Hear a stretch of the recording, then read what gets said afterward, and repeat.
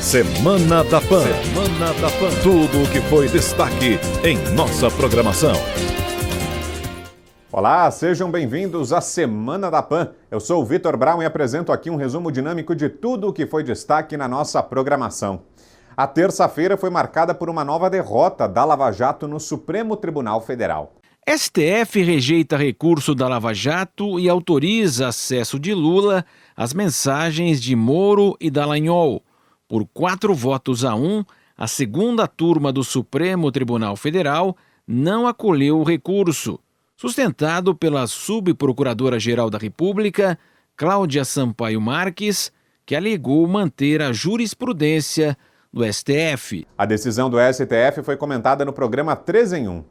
Apesar da decisão, a defesa do ex-presidente Lula afirmou que não vai utilizar as mensagens de Sérgio Moro com procuradores na Operação Lava Jato no habeas corpus que acusa o ex-juiz de parcialidade. O processo deve ser julgado ainda neste semestre pela segunda turma do Supremo Tribunal Federal. Rodrigo Constantino, seus comentários. Vamos lá, Paulo. Em primeiro lugar, repetir algumas coisas importantes. Assumindo que aquelas mensagens são verídicas, não vejo grandes coisas ali. Não acho revelador, não acho que há alguma coisa muito fora do que acontece em tudo que é corredor envolvendo Ministério Público, juízes e por aí vai. Mas aí temos um segundo problema, né? A fonte original era na nuvem, foi apagada, o próprio Moro já falou várias vezes que não guarda as mensagens, tem a questão da perícia, então fica na dúvida se houve algum tipo de manipulação ou não nas conversas, então já tem esse segundo grande desafio. Mas tem um terceiro ponto que é o mais importante de todos e eu diria que o único relevante para essa decisão do Supremo, né? Tudo isso fruto de roubo. Foram os hackers que o Renan Calheiros está querendo já aliviar, né? Deve ser corporativismo. Mas foram os hackers que conseguiram essas mensagens supostamente trocadas, né, entre os membros da Operação Lava Jato por meio de roubo, né? Então, se houvesse juiz ali nessa segunda turma, né, porque eu não quero nem considerar o Fachin também um juiz, não. Dessa vez ele pode ter votado como a imensa maioria gostaria, mas vamos lembrar que ele é um ativista também, andou falando que o bolsonarismo é uma grande ameaça à democracia, ignorando que o ativismo político e militante de certos ministros no Supremo é que ameaça a democracia, né? Ele que fez campanha para Dilma, então também não vou considerar aqui o Fachin um grande juiz defensor do império da lei. Mas se tivesse um juiz ali, né, se Berlim ainda tivesse juízes, o voto ia ser muito breve, na minha opinião. Ia ser o seguinte, olha, fruto de material roubado, ponto final, próxima pauta, né? Inválido. Aí começa essa hermenêutica toda, essas interpretações elásticas dos garantistas, que na prática garantem a impunidade no país, para não entrar na questão de mérito e tudo mais, e conseguir aliviar e oferecer a prova ilícita para a defesa do Lula, né? Que alguns ali atuam como seu advogado, né? Lewandowski deu a senha, e aí, para decepção de muitos, né, o Cássio Nunes Marques seguiu. Então, veja, não tem nem o que dizer, né? A imensa maioria dos apoiadores do governo, do presidente, considera a escolha do Cássio para o Supremo uma péssima escolha, né? O maior erro, talvez, do presidente até aqui. Então, não tem por que alguém aliviar a barra. Ele se mostra mais do mesmo num Supremo que tem uma péssima qualidade. Mas eu não acho que isso também seja muita surpresa, o Lewandowski, ou mesmo o Cássio, né? Quando chega na hora do voto do Gilmar Mendes, é que eu acho que a coisa chama atenção, né? Porque o Gilmar Mendes, ele é o pior numa disputa muito acirrada, né? E ele conseguiu ali fazer aquilo que ele mais gosta, que é descascar toda a Operação Lava Jato, né?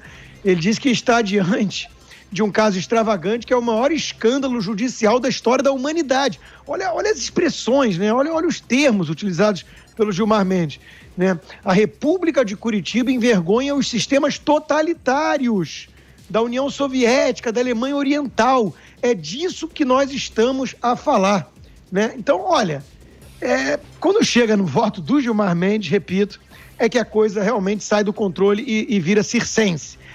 Mas para mim, Paulo, para fechar essa primeira fala e a análise, É isso que é tão relevante, porque o Gilmar Mendes tinha uma postura muito diferente antes, né? Ele mudou. E aí nós temos que perguntar quando mudou, por que mudou, e levantar algumas hipóteses, né? Ele mudou talvez quando a Operação Lava Jato começou a chegar nos caciques tucanos. Se é isso, né, e meio que coincide com a mudança de postura dele, de alguns jornalistas também, né?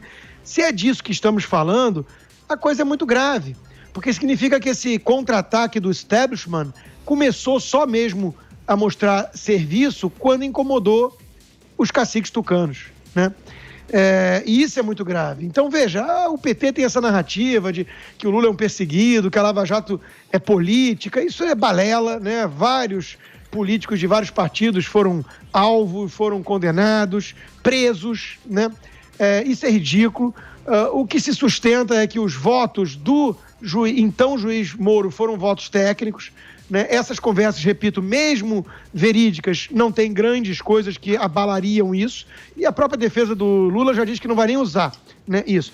Mas o grande balde, porque não é nem ducha, né, um balde gigantesco de água fria em cima da cabeça de quem defende o combate à corrupção no Brasil, mais do que qualquer mudança técnica na Operação Lava Jato, que continua, nós vamos falar disso, né, mais à frente, mas é realmente essa postura do Supremo Tribunal Federal. É isso que vem minando a confiança do povo brasileiro no combate à corrupção, a começar pela soltura de Lula e agora essa palhaçada toda. Estão tentando enterrar a Lava Jato e, mais do que ela, né, o combate à corrupção, e me parece que tem alguma ligação com o fato de ter encostado nos tucanos.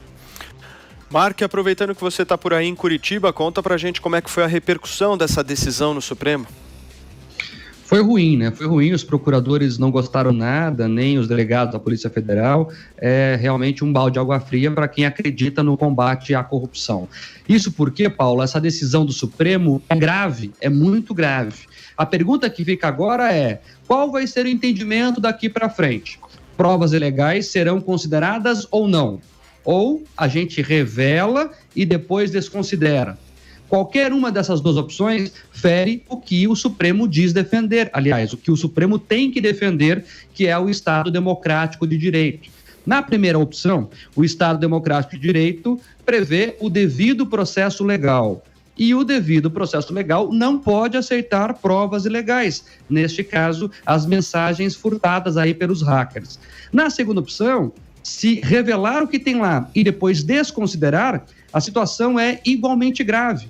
Veja, o judiciário revela algo que não é importante, que vai ser desconsiderado para o processo, só para causar convulsão social, só para causar mídia.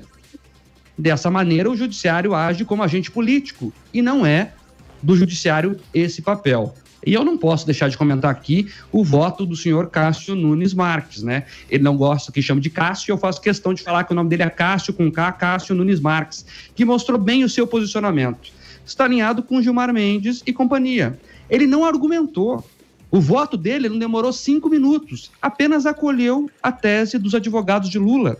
Ele notoriamente vem se alinhando ao eixo que ajuda ali os corruptos. Não se esperava essa postura de um indicado do presidente Jair Bolsonaro, que surfou sim na onda lavajatista na eleição, e agora indicou uma pessoa que tem uma postura como essa. O Constantino falou em maior erro do governo Bolsonaro. Eu não sei se é erro, viu, Constantino? Eu acho que é traição mesmo. A palavra é traição. Porque quem votou no Bolsonaro não queria ver o fim da Lava Jato, pelo menos não isso lá na eleição. E o Cássio Nunes Marques, que foi a indicação direta do presidente, mas escolha pessoal dele, acabou ajudando nesse processo de fim da Lava Jato. Sobre essa declaração dos advogados do Lula, que não vão mais usar as mensagens, é uma estratégia da defesa, né? A estratégia de Lula, aliás, é simples e clara: transformar processos jurídicos em campanhas políticas. Os petistas adoram aquela coisa, né? Fomos absolvidos pelas urnas, como se urna absolvesse alguém. O que absolve é o Poder Judiciário depois de analisar provas, o que, inclusive, não é o caso do Lula. Pode ser que até oficialmente eles não usem, até porque são mensagens ilegais, né, que foram furtadas pelos hackers aí. E eles vão ter a dificuldade aí de anexar isso no processo. O que eles querem de verdade, eles pediram muito por isso, né, lutaram muito por essa divulgação, é justamente ajudar naquela narrativa que o Lula é uma vítima de perseguição, que ele é a alma mais honesta do Brasil, e essa baboseira toda que os petistas repetem e que Qualquer um que saiba ler e interpretar o processo sabe que é uma mentira deslavada. E agora esse interesse da defesa do Lula, ele é duplo, né? Primeiro, criar clima lá no Supremo para ficar mais fácil de se fazer o serviço. O Gilmar Mendes, o Lewandowski e a companhia lá precisam ter elementos para conseguir ajudar o Lula. Então, pode até ser que no papel, nos votos dos ministros, eles não usem essas mensagens. Vão achar ali outros argumentos jurídicos, quaisquer, que serão mais facilmente aceitos justamente por esse clima que a Lava Jato errou, que o procurador e o juiz estavam em conluio, e essa coisa que eles ficam repetindo a exaustão.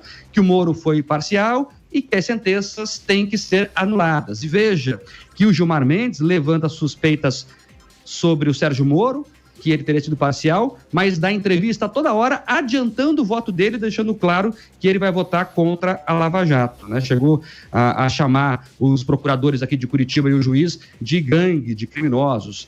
Em segundo lugar, a defesa do Lula joga para a imprensa essas falsas informações, né? Para que os jornalistas amigos aí do lulopetismo façam o trabalho. Ontem mesmo, um desses portais lulistas ostentava lá nas manchetes que repórteres teriam divulgado muito a Lava Jato, sem a devida apuração jornalística, o que é uma baita de uma mentira. O trabalho da imprensa séria, pelo menos, foi a de dar divulgação às investigações em curso, né? Tudo com base em relatos de delegados, procuradores, documentos, testemunhas, as famosas coletivas. O que a imprensa fez foi dar divulgação ao que o Estado brasileiro estava fazendo naquele momento, através da Polícia Federal, né, do Ministério Público Federal e também do Judiciário. E sempre dando muito espaço para o Lula e a turma dele se defender. É só lembrar daquelas notas lá que nunca terminavam depois das reportagens. A verdade, o Conselho já falou bem, mas é bom reforçar, é que essas mensagens não têm qualquer indício de que algum inocente foi incriminado indevidamente, que aconteceu alguma fraude processual, ou que provas foram sonegadas, ou qualquer coisa que salve o Lula. Nada, nada, nada. As provas contra o Lula são fartas e sobradas. O Lula foi condenado não só pelo Moro e pelo Dallagnol, mas por todo o sistema judiciário. O trabalho de Curitiba foi confirmado pelo Tribunal de Porto Alegre, que é a segunda instância, depois foi reconfirmado pelo Superior Tribunal de Justiça lá em Brasília. Então é todo um sistema que reúne ministro, desembargador, procurador, delegado, e é infactível, não é nem realidade que todo esse pessoal tenha se juntado só para perseguir a alma mais honesta no Brasil. Tem mais de 3.000 evidências nos processos contra Lula. Ele é investigado em 13 casos diferentes, e participou, segundo o Ministério Público Federal, de pelo menos 80 milhões desviados. Então esse Perfeito. É o Lula que agora que querem salvar através das mensagens. Muito bem. Diogo Schelp, seu comentário, meu caro. Bom, Paulo, a decisão do STF, ela trata, como foi falado, do acesso da defesa de Lula a documentos que podem ou não ser usados em um processo, né? Então, isso ainda não foi decidido. Eu achei muito ponderados tanto o voto da Carmen Lúcia, que votou a favor da liberação das mensagens para a defesa do Lula, quanto do Edson Fachin, que votou contra. O argumento da Carmen Lúcia é que se a PF tem acesso aos dados, o juiz tem acesso aos dados e a promotoria tem acesso aos dados, por que a defesa não pode ter? E o argumento de Fachin foi de que seus colegas atenderam a um direito fundamental da defesa de Lula, de ter acesso aos dados, mas não ao direito fundamental de privacidade de Moro e dos procuradores na divulgação das mensagens, já que elas foram obtidas por meio de roubo, né, ilegalmente. O fato de a defesa ter decidido não usar as mensagens como prova no pedido de habeas corpus de Lula mostra que a validade ou não dessas mensagens como prova ainda é um assunto a ser decidido, né? Por enquanto, tudo que eles conseguiram foi o acesso, não o direito de usar no processo. E iniciar essa discussão agora poderia atrapalhar a estratégia da defesa. Mas eu concordo também que essa decisão vai além de uma estratégia jurídica, né? Além da possibilidade de usar as mensagens no futuro como uma estratégia para anular as condenações da Lava Jato. Acho que um dos grandes objetivos da equipe de Lula é sim fazer uso político dessas mensagens. Então, mais do que anular processos, há uma tentativa de mostrar que tudo não passou de uma perseguição política ao ex-presidente, que foi tudo uma grande armação. E também tem como objetivo desconstruir a imagem do ex-juiz Sérgio Moro. Quando o Moro saiu do governo, no ano passado, petistas e bolsonaristas se uniram nos ataques contra ele. Basta ver as redes sociais naquela época. Lula até chegou a dar entrevista dizendo que o Bolsonaro tinha razão na disputa com o Moro, né? Que naquela questão específica ali da indicação para a PF, ele tinha razão. Se colocou do lado e os petistas aproveitaram e desceram o cacete no ex-juiz Sérgio Moro. E os bolsonaristas fizeram o mesmo. Então, sem entrar no mérito se essa alegação é verdade ou não, o fato é que o PT preferia e continua preferindo Bolsonaro a Moro como adversário nas eleições presidenciais do ano que vem. E não há dúvida de que Moro saiu do governo menor do que entrou. E o escândalo da Vaza Jato ajudou muito nisso. As mensagens trocadas nos bastidores entre Moro e os procuradores talvez não seja suficiente para reverter a condenação de corruptos. Afinal, muitos foram condenados em segunda instância, no Tribunal de Porto Alegre, no STJ, ou por outros juízes que não o Moro, mas vão enfraquecer ainda mais as conquistas da operação, com certeza, em termos de luta contra a corrupção no Brasil. E eu achei muito boa, muito interessante, pelo menos, a análise que o ministro Fachin fez na entrevista à Folha. Ele disse que o que está prestes a acabar não é Lava Jato, mas o lavajatismo, né? Gostando-se ou não disso. E ele divide o lavajatismo, ali na visão do Fachin, em dois. O primeiro é o que faz adoração política à Lava Jato e é incapaz de ver seus defeitos. E o segundo é o lavajatismo que só vê defeitos na Lava Jato e não vê seus méritos, né? Em meio a tudo isso, eu acho importante analisar o papel do Bolsonaro no enfraquecimento da Lava Jato. Primeiro, pela indicação de Augusto Aras, fora da lista enviada pelo Ministério Público, para o cargo de Procurador-Geral da República. Aras, que tem atuado ostensivamente contra a continuidade da Lava Jato. Hoje mesmo, notícia de quarta-feira, ele enviou à Corregedoria do Conselho Nacional do MP um pedido de investigação contra os procuradores da Lava Jato em Curitiba, justamente amparado nas mensagens roubadas, que mostram a intenção dos procuradores de investigar ministros do STJ. Né? A segunda ação foi a mudança que Bolsonaro fez enfraquecendo o COAF, o órgão de controle de atividades financeiras. O COAF perdeu o poder de investigação, quando teve a mudança, inclusive de subordinação. O terceiro foi esse voto do Cássio Nunes Marques a favor de Lula. Cássio Nunes Marques, que foi indicado pelo Bolsonaro, apesar de todos os alertas que haviam sido feitos sobre a orientação jurídica dele. Quarto, o fato de que a PEC de segunda instância, que quase ninguém mais fala, está parada no Congresso. E essa proposta de emenda constitucional permitiria que condenados em segunda instância, como é o caso de Lula e outros criminosos, pudessem ficar presos até esgotarem os recursos em instâncias judiciais superiores. Né? E aí vem a pergunta, por que Bolsonaro não colocou a PEC de segunda instância, que é uma pauta legítima de anticorrupção, entre as prioridades que enviou ao Congresso depois da eleição dos presidentes do Senado e da Câmara? Tudo isso tem a ver, obviamente, com a aliança com o Centrão, que é anti-lavajatista por princípio. Mas não é só isso, vem de antes, vem do fato de que quem está no poder não gosta de instituições que investiguem seus poderosos. Então, quando as condenações da Lava Jato começarem a ser revertidas, se é que isso vai acontecer, é bom lembrar quem ajudou a enfraquecer a Lava Jato, não apenas dos abusos ou excessos cometidos por seus protagonistas.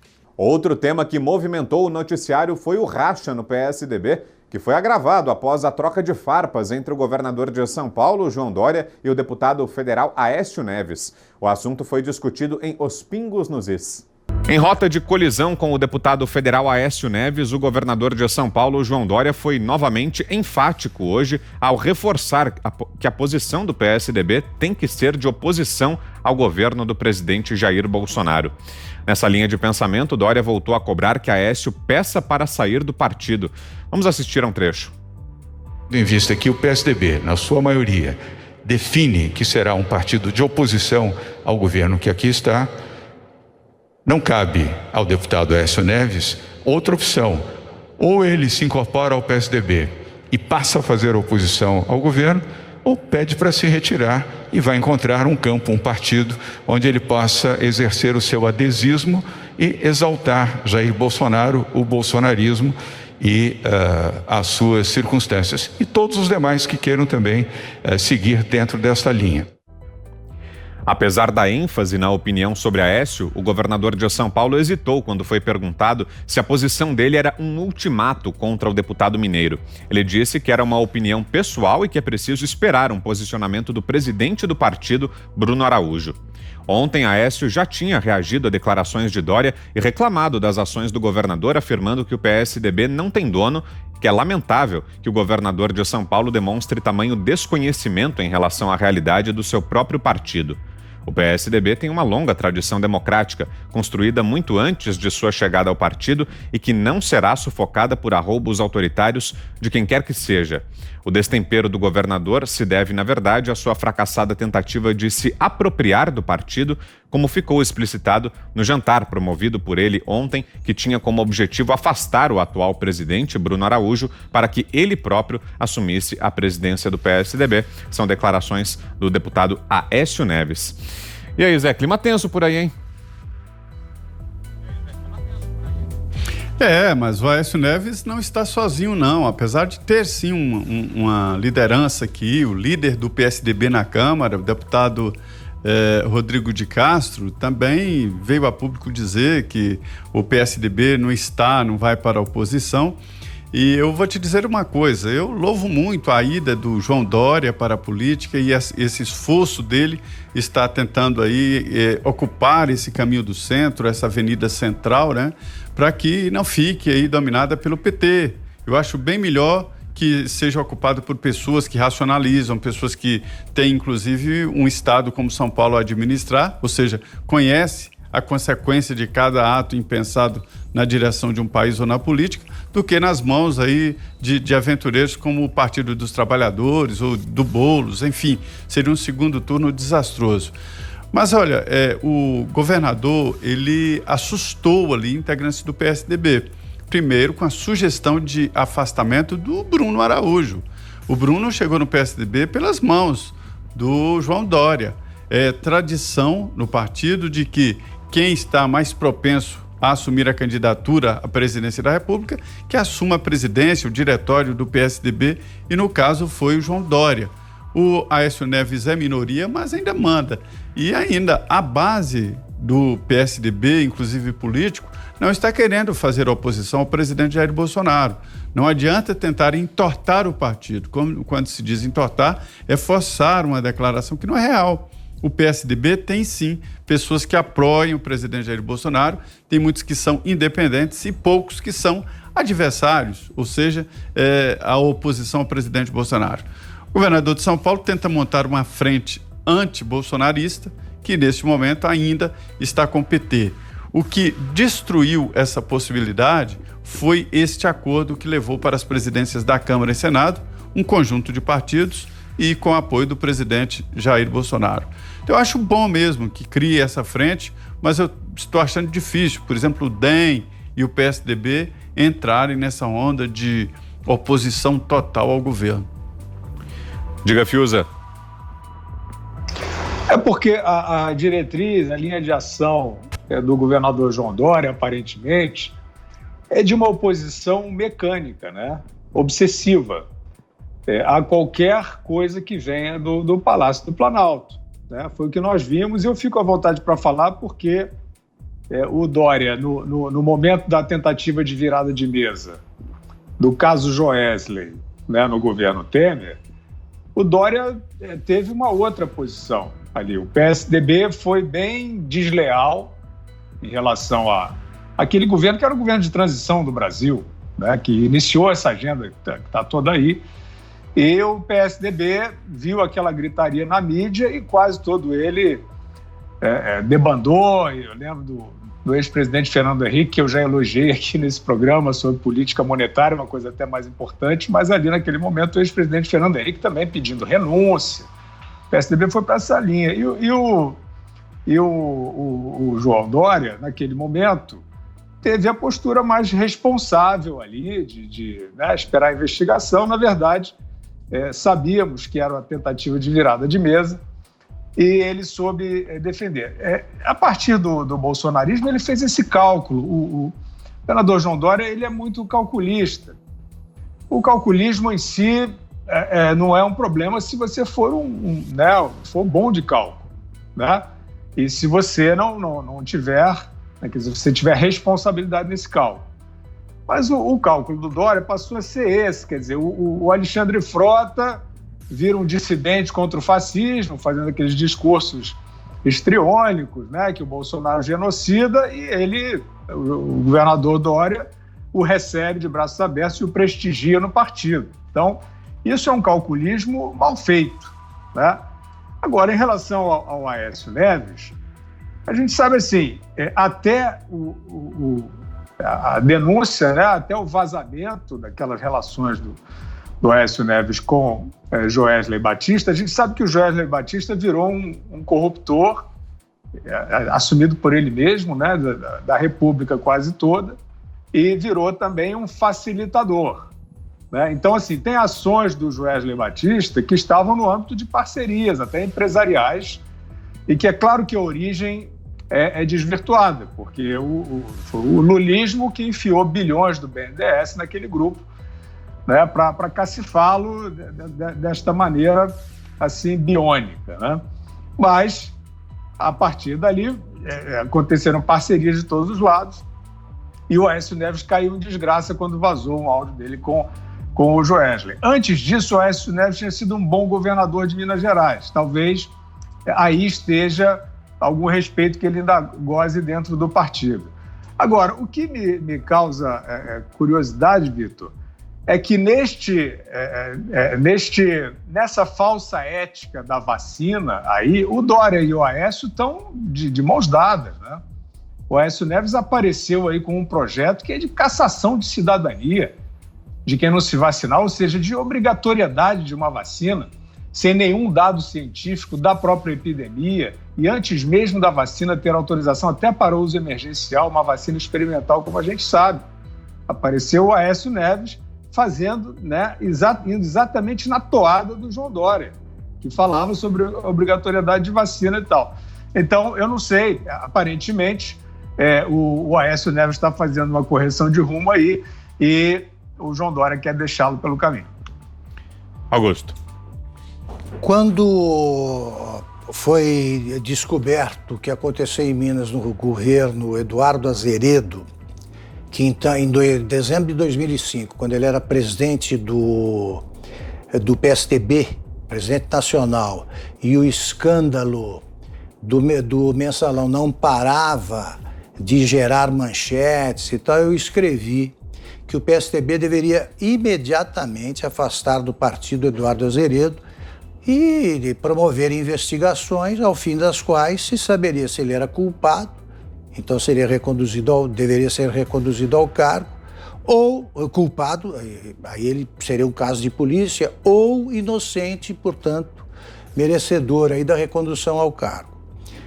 E disse, se não fizer isso, vai carregar esse esqueleto no armário pelo resto da vida. É o que aconteceu com o PSDB. No caso do Aécio, eu estava no exterior, eu tinha votado no Aécio, fui um dos 40 e tantos milhões de iludidos. Quando eu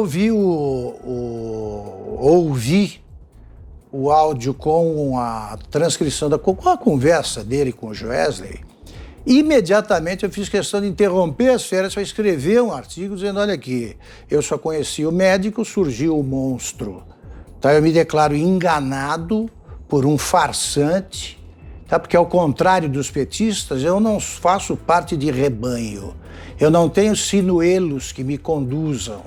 Então imediatamente eu reconheci um meliante, que é o que ele é.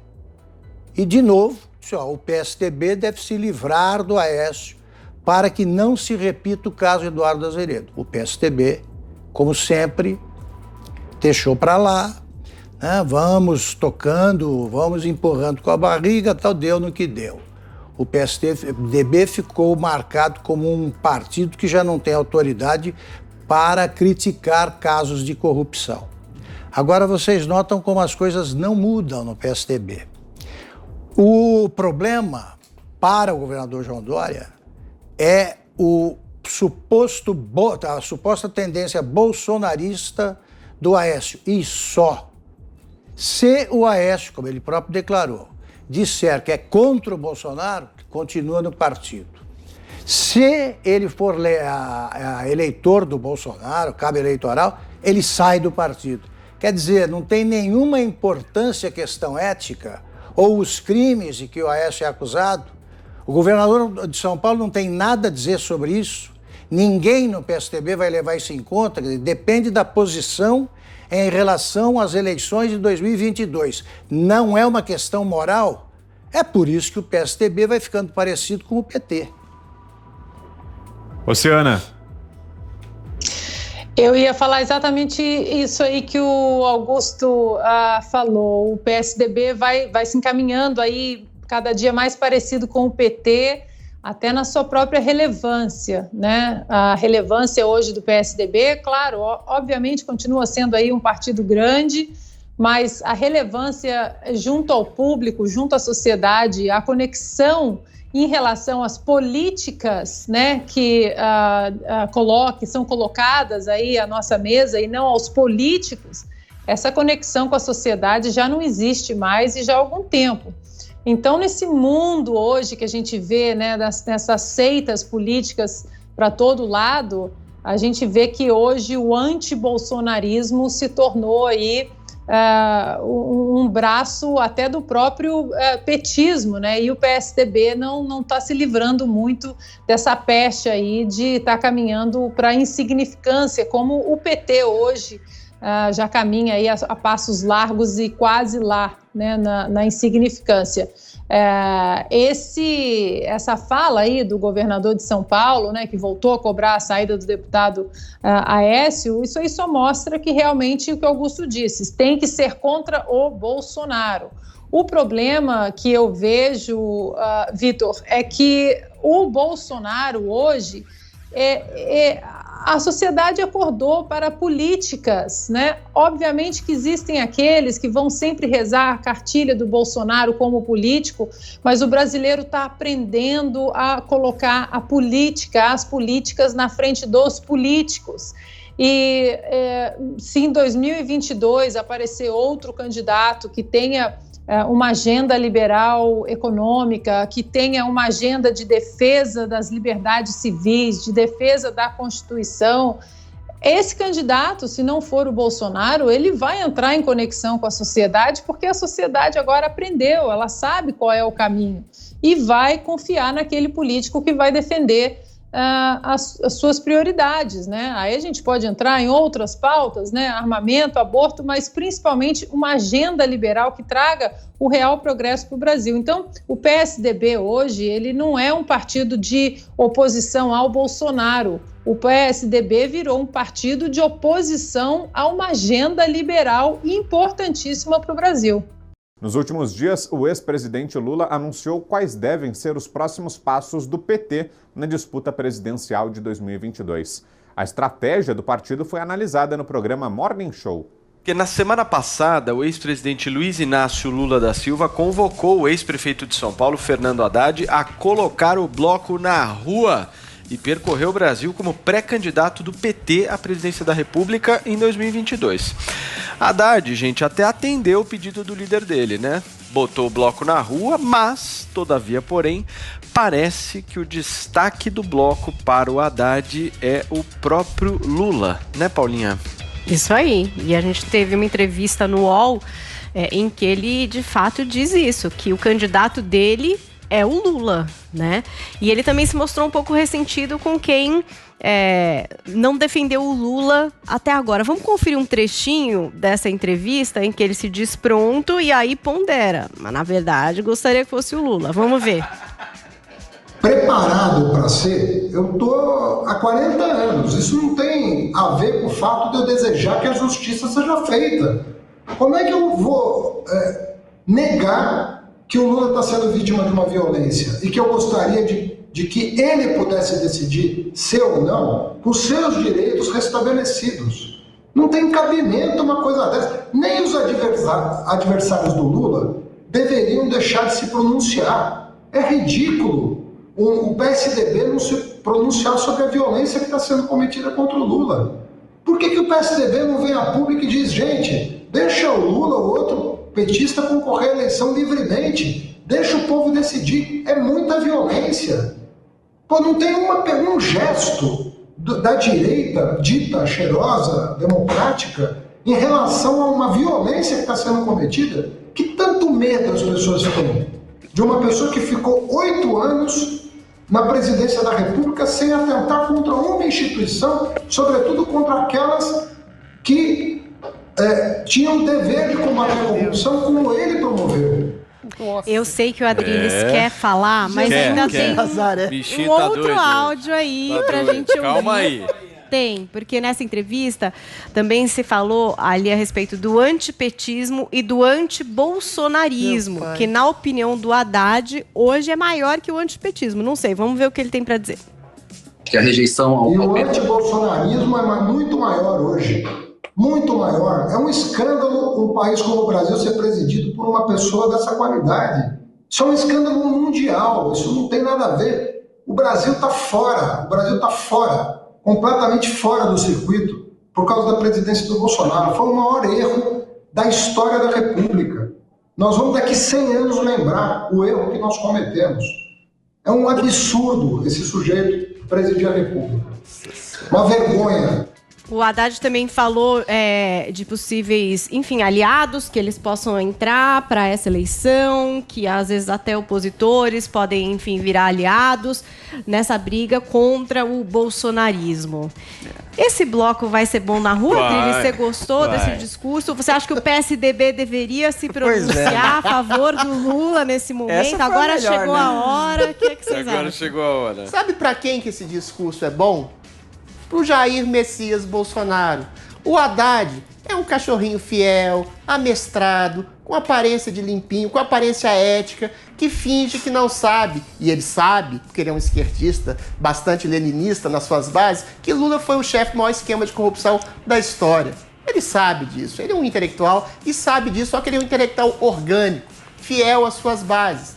Ele não interessa se o candidato vai ser Lula ou Haddad, que um é preposto do outro. O Haddad é um poste de um reconhecido ladrão, chefe do maior esquema de corrupção da história da humanidade. E é por isso, talvez, que o Bolsonaro se cala, por exemplo, quando o STF devolve mensagens que podem ser que foram hackeadas e podem ter sido, inclusive, deturpadas para Lula. Por isso que o Jair Bolsonaro se cala. E aqui eu estou fazendo uma crítica ao presidente, porque isso é um processo muito ruim para o combate da corrupção em si. Se cala diante da possibilidade de anulação do julgamento de Luiz Inácio Lula da Silva, o maior corrupto que o Brasil já conheceu, porque ele sabe que a ojeriza, o asco, a repulsa, a oposição sistemática do povo que tem um mínimo de consciência ao petismo e a esse discurso absolutamente insano de achar que o antibolsonarismo é maior que o antipetismo. O petismo morreu.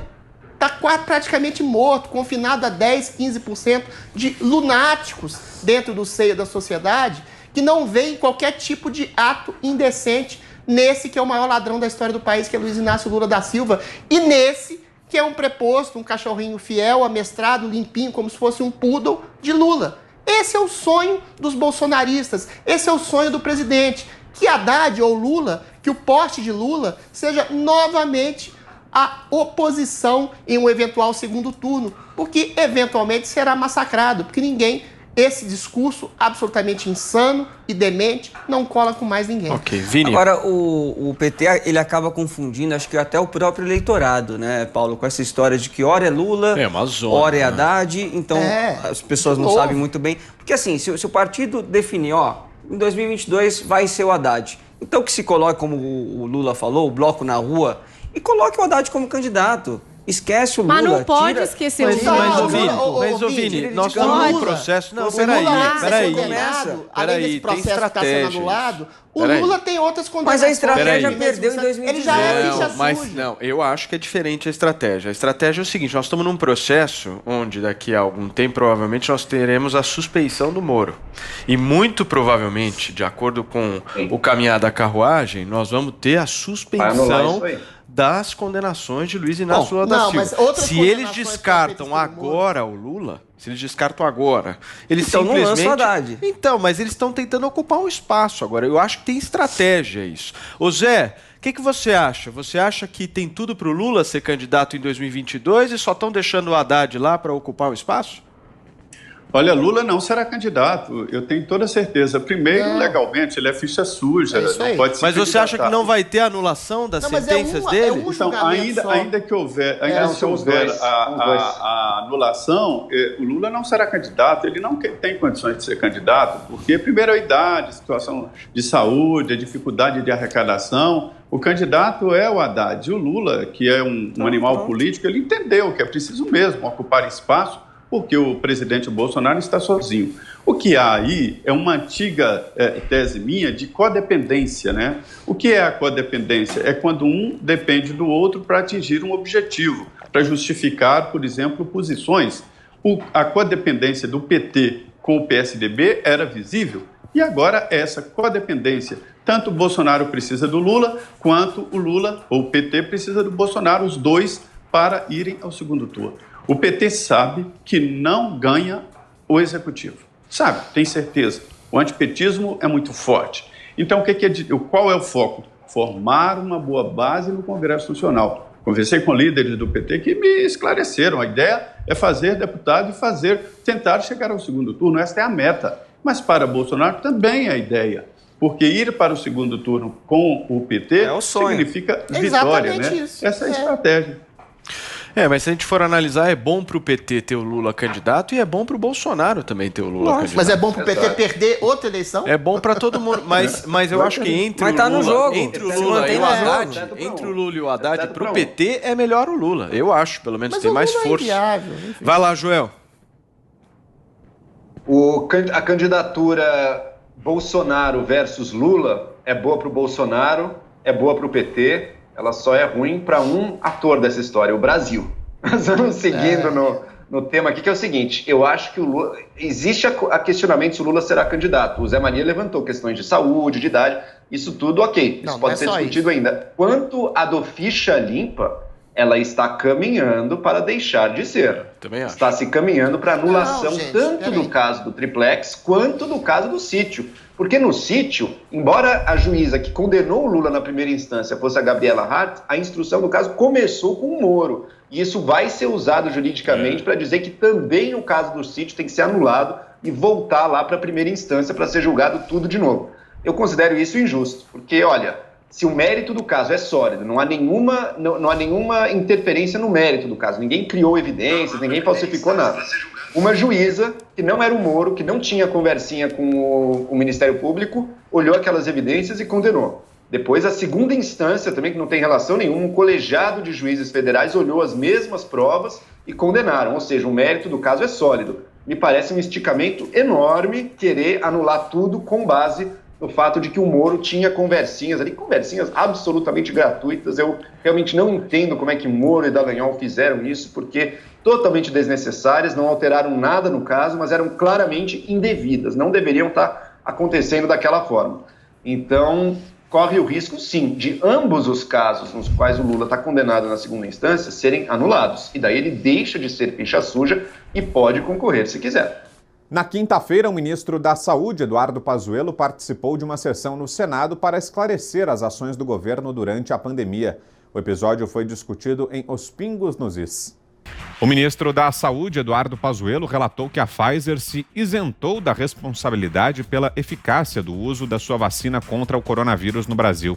A fala ocorreu nesta quinta-feira durante uma audiência no Senado sobre as medidas adotadas para imunizar os brasileiros contra a Covid-19. Ela não forneceria o diluente, afirmou o ministro aos senadores. O diluente seria fornecido pelo Brasil. A responsabilidade a partir dali, inclusive sobre a eficácia, seria nossa, porque o diluente não seria fornecido junto. Na audiência, Pazuello também elencou outros termos no contrato com a farmacêutica que inviabilizariam um acordo com o governo federal. Abro aspas mais uma vez. A primeira cláusula da Pfizer é: o governo federal deverá, de hoje a eternamente, assumir a responsabilidade por efeitos colaterais advindos da vacina, informou o ministro. 2. Ativos brasileiros no exterior deverão ser disponibilizados para servir de caução de ações no exterior. 3. A Justiça brasileira abrirá mão de sua capacidade de julgar a Pfizer. Está escrito em todos os documentos que só será submetida a julgamento nos Estados Unidos, em Nova York. Soma-se a elas o item para que o diluente fosse fornecido pelo Brasil, isentando a empresa de responsabilidade pela eficácia na imunização. A quantidade que poderia ser fornecida foi outro problema abordado. Abro aspas. Mesmo que nós aceitássemos todas as condições impostas, a quantidade que nos ofereceram desde o início eram 500 mil em janeiro, 500 mil em fevereiro e 1 milhão em março. 6 milhões no total no primeiro semestre, relatou. Senhores, não podíamos ficar nisso, concluiu o ministro da Saúde. Temos 2 minutos e meio, Fiuza, com você. Olha, é um princípio que não tem pé nem cabeça, né?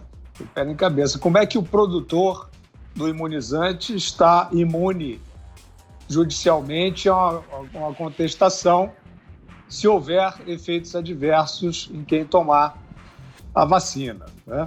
Então, agora, isso é um dos pés quebrados desses muitos que estão aí nessa política de segurança sanitária e de imunização, né? Infelizmente, nós estamos diante de um experimento.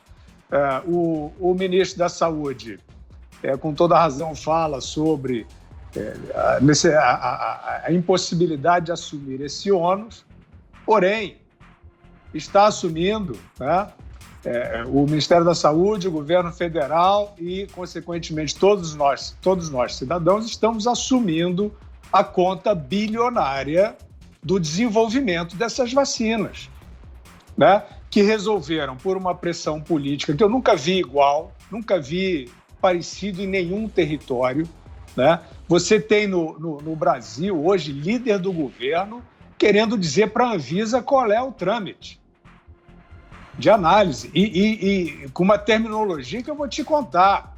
Pensam que eu sou trouxa e estão botando um monte de exigências. Vocês não viram isso? Eu vi.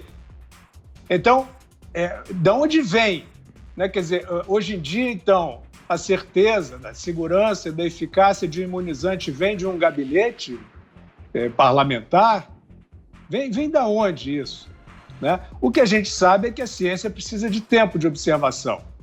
Aí vem a própria Anvisa, emite um laudo dizendo que não há estudo suficiente em idosos, nem da Coronavac, nem da Oxford, e libera emergencialmente. Aí o que acontece? Nós estamos vendo, né, esse laboratório citado aí. Bom, está vacinando na Inglaterra. Aí vem as notícias que a gente, né, consegue uma aqui e ali saber. Olha, um idoso não passou bem, outro teve reação alérgica, outro faleceu. O que aconteceu? Como é que a gente vai chegar a saber o que veio a acontecer com as pessoas que tomaram a vacina, por exemplo, e faleceram? Difícil. Quem é a fonte que vai trazer? O que a gente ouve é o seguinte, não, morreu depois da vacina, morreu de comorbidade, que tinha comorbidade. Tinha comorbidade e tinha Covid, morreu de Covid. Ou seja, o cidadão, Vitor, tá a pé. O cidadão está perdido. Está participando de um experimento de imunização incompleto, incipiente, e a gente não sabe a quem recorrer para ter a verdade dos fatos. Você, Augusto? Um comentário dizendo o seguinte, a propósito do que acabou de dizer o Fiuza. Os deputados e senadores agora resolveram fixar prazos para liberação de vacinas, tal, 5 dias. 5 dias você não consegue ler 10 páginas dos estudos que tem mais de 2.000 páginas. Então, eles determinam, assim, para distribuir, para importar, para autorizar a importação em 72 horas de vacinas aprovadas em outros países. O que deveria, para igualar a situação, a Anvisa deveria ter o direito também de fixar um prazo de validade de deputado ou senador que parece uma droga capaz que representa uma ameaça à saúde política, né, do ambiente que ele frequenta. Deveria acontecer isso aí. Prazo de validade. Você só pode ser deputado ou senador por 15 dias. É uma completa loucura o que eles estão fazendo. Essa medida provisória é criminosa. Acho que foi o Guilherme que disse ontem. Então acaba com a Anvisa, não precisa consultar mais. E a Pfizer, do jeito que ela está fazendo, ela não confia, parece não confiar muito na própria vacina. Se der problema, você paga. Se der problema, você responde na justiça. A Anvisa tem se comportado corretamente até agora, cumprindo a lei. Então não pode deputado decidir que uma vacina russa precisa ser aprovada em 5 dias, porque é isso aí, não tem a possibilidade de não liberar, se for cumprida à risca, essa medida provisória. Então é suspeitíssima essa pressa? Por motivos científicos, não dá para explicar. Por motivos financeiros, né, envolvendo quem importou a vacina e vai vender, aí fica mais fácil entender. A semana também foi marcada por mais uma polêmica entre Jair Bolsonaro e Hamilton Mourão, após o vice-presidente não ser convidado para uma reunião ministerial. O episódio foi comentado por José Maria Trindade no programa Morning Show. Zé, como é que tá essa relação Bolsonaro-Mourão? Tá boa, né? Pois é, você sabe daquela história de um grupo de WhatsApp, quando tem um incomodando, aí todo mundo vai saindo e formando outro grupo e deixa aquele grupo lá com aquele dentro do grupo, mas forma outro grupo onde tudo acontece sem o outro, é o que está acontecendo ali com o Mourão. Essa reunião ministerial, houve o convite um a um, não foi um convite geral no grupo da presidência, do qual participa o vice-presidente Mourão. É o pior momento nessa relação. Lá atrás, o presidente Jair Bolsonaro já antecipou que Mourão não será o vice na provável chapa de reeleição, né? E o grupo ali próximo do presidente vem dizendo que ele é um traíra. Não há sinais de que seja, mas isso aí já está definido. A última do Mourão foi tentar emplacar a ministra Tereza Cristina no Ministério de Relações Exteriores, e toda esta articulação foi fora ali do presidente Jair Bolsonaro, que é quem tem a caneta. Por que Tereza Cristina? Porque é a ministra onde o vice Mourão tem mais acesso, é mais amigo e tal. Então, é uma situação em que ele decidiu ficar isolado mesmo, Mourão está esperando. Ele já falou que o papel dele é constitucional, ele foi eleito vice-presidente, né? Já não conta com a possibilidade de entrar na nova chapa e já está se preparando para lançar carreira solo, talvez ao Senado Federal. Esta é a situação. Então, ele diz que o papel dele é constitucional, é indemissível, continua vice-presidente e pronto, né? Decidiu aceitar ali a sua posição. O perigo aí é que no Congresso já se diz que é o sinal verde para chamar Mourão para um novo grupo de WhatsApp, dos que querem o impeachment. Outro tema que gerou bastante discussão foi a divulgação de dados sobre os gastos de militares com cerveja e picanha. O assunto foi discutido no 3 em 1. Um levantamento feito por deputados federais do PSB no Orçamento Federal aponta que os comandos das Forças Armadas adquiriram, por meio de licitação, cerca de 80 mil unidades de cerveja e mais de 700 mil quilos de picanha. Foi constatado ainda o superfaturamento desses produtos em mais de 60%. Com base nos dados levantados, o grupo apresentou denúncia à Procuradoria-Geral da República contra o governo federal. No documento, os parlamentares afirmam que as compras revelam o uso de recursos com ostentação e superfaturamento e a falta de zelo e responsabilidade com o dinheiro público por parte das Forças Armadas. Segundo o levantamento, foram compradas 500 garrafas da cerveja Stella Artois no valor de R$ 9,05, 3.000 garrafas de Heineken por R$ 9,80, 3.050 garrafas de Eisenbahn por um preço unitário de R$ 5,99. Quanto às carnes bovinas, os parlamentares destacaram especialmente o custo da picanha, comprada por R$ 118,25 o quilo. Os deputados destacaram que não é possível conceber que agentes públicos possam estar se deleitando com banquetes e bebidas alcoólicas às custas dos cofres públicos. Constantino, você começa essa. Vamos lá, Paulo. Here we go again. Foi rápido, né? Desde aquela notícia toda, daquela celeuma toda envolvendo leite condensado, chiclete, foi rápido, né? Agora o pessoal está em cima disso. É interessante, veja, eu sempre vou fazer essa ressalva aqui, todo escrutínio com a coisa pública vai ter o meu apoio, né?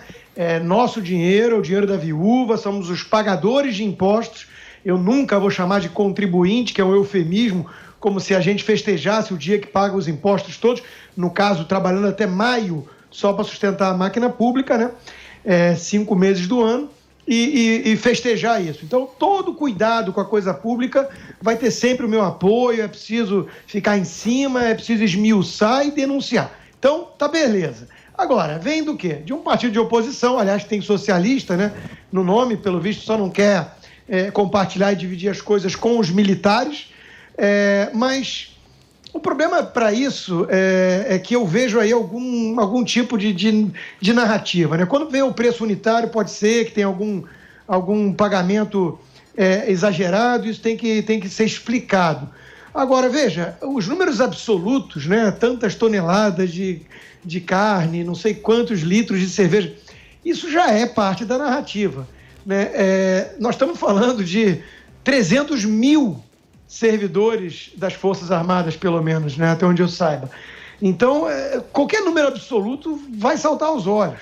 Isso me remete a uma certa emissora, a um veículo que claramente faz oposição ao governo Bolsonaro e não mais jornalismo, né? Que chegou a calcular gastos absolutos de todos os membros da família Bolsonaro desde 30 anos para ter uma manchete impactante, né? Então, de novo, isso cansa, né? Isso cansa um pouquinho. Outra coisa é aquela história do senso de proporção, né, de prioridade. Então, assim, a lagosta e vinho caro para 11 ministros do Supremo me parece algo que deveria causar um pouco mais de revolta e espanto do que picanha para centenas de milhares de militares, né? Poderem fazer um churrasco lá depois de um treinamento puxado ou até mesmo de uma missão, né? Porque o Brasil tem missões e tudo mais. Então, eu acho que estão forçando a barra, esse que é meu ponto. Uma coisa é o escrutínio com a coisa pública, isso é saudável, isso é importante, isso deveria ter um critério isonômico, né? Outra coisa é quando ficam de picuinha ou tentando achar, de alguma forma, pelo em ovo, né? Para desgastar o governo federal. Aí eu já me reservo o direito de pensar se não é algum tipo de abstinência, né? Abstinência que eu quero dizer aí de grandes escândalos de corrupção, como Petrolão, como Mensalão, que pudessem preencher não só as manchetes dos jornais, como também atender aí partidos de oposição que estão, de fato, querendo denunciar falcatruas na situação, né? Não sei, acho que o PSB talvez esteja um pouco desesperado. Diogo Schelp, vai lá você. Bom, a conta, vou fazer a conta que o Constantino sugeriu, né? Eu concordo com essa crítica sobre a questão da proporcionalidade, né? Então ele falou 300 mil, é verdade, é isso mesmo, Constantino, são mais de 330 mil militares na ativa, e se a gente for falar das cervejas, isso dá em média uma cerveja a cada 4 militares por ano. Então, eu não sei em qual momento eles tiveram chance de confraternizar em um ano de pandemia, né? Em fazer churrasco nesse ano de pandemia, e é possível até que as cervejas ainda estejam no estoque já, se elas foram contratadas antes da pandemia, não sequer conseguiram fazer talvez esses churrascos aí que o Constantino falou. Mas se fosse um ano normal, seria pouca cerveja para muito fardado, não? Uma garrafa para 4 realmente é pouco. Mas brincadeiras à parte, o problema aí, de fato, a meu ver, não é a compra de cerveja em si, uma quantidade pequena diante do contingente, mas é essa possibilidade de superfaturamento, né? Não faz sentido fazer uma licitação e pagar R$10 por garrafa de cerveja. Até porque o objetivo da licitação é justamente pagar um preço mais baixo e não pagar um preço mais alto do que uma pessoa comum consegue comprar num supermercado, né? Então, é preciso sim ter zelo com dinheiro público, é preciso sim botar o dedo, apontar o dedo para esses valores, né, para esses valores unitários, isso é o que importa mesmo. E eu acho que se não tem nenhum escândalo como o do tamanho do Petrolão, e pelo amor de Deus, espero que não tenhamos mais no Brasil algo como o Petrolão, significa que nós jornalistas temos que adequar, né, as expectativas e apontar o dedo para o que continua ocorrendo de errado. Então, se há superfaturamento, tem sim que ser apontado e questionado. Quanto aos valores absolutos, de fato, não fazem muito sentido, tem que saber qual foi o uso que foi dado para esses produtos e a proporção realmente é muito pequena. Vai lá, Mark. Olha, eu já acho que a denúncia é grave sim e tem que ser apurada com rigor e seriedade que o assunto merece. O conjunto das Forças Armadas é composto de instituições indispensáveis ao país, mas isso não significa que o pagador de impostos tenha que bancar cerveja em comemorações de tropas. A carne, até tudo bem, vá lá, tem que analisar, como o Diogo falou, se foi pago o preço justo ou não, mas é para comer, é para alimentar a tropa que tem mais de 330 mil homens. Mas a cerveja, eu acho complicado o pagador de impostos ter que bancar esse custo, né? Eu concordo com o Constantino também quando ele fala que há uma construção sistemática de uma aura negativa em torno das Forças Armadas, né? É o leite condensado, são os bombons, vocês lembram também que teve essa denúncia, os cilindros de gás, enfim, tudo isso veio justamente quando o general Ramos assume uma postura proativa e ganha as duas casas do Congresso Nacional. O general Ramos teve uma postura muito proativa nesse sentido e todas as denúncias, esse pente fino nas costas do Exército começou depois disso. Então eu concordo que pode haver sim essa vontade da oposição, de parte da mídia, em criar essa aura negativa em torno do Exército. Mas tem que ser investigado, né? Num ano de pandemia, gastar dinheiro público com cerveja de marca famosa é inadmissível. Nós estamos falando aqui que não tem dinheiro para pagar o auxílio emergencial. O Congresso chega a falar em recriar CPMF para equilibrar o caixa. Então, não dá para ver gastos como esses acontecerem. O que mais incomoda, pelo menos na minha visão, é que esse tipo de gasto parece generalizado. Tem ali na denúncia, por exemplo, compras como essas em quartéis do Rio de Janeiro, do Espírito Santo, do Pará e até o Comando do Exército tem gastos como esses. Então, não dá para falar que foi uma coisa isolada, né? Parece que é sistemático esse tipo de custo, o que para mim é grave. O Ministério da Defesa diz aí que as informações estão equivocadas, que o custo com essas compras foi menor que o divulgado, que muitas vezes o valor liberado ali não corresponde àquilo que foi realmente comprado.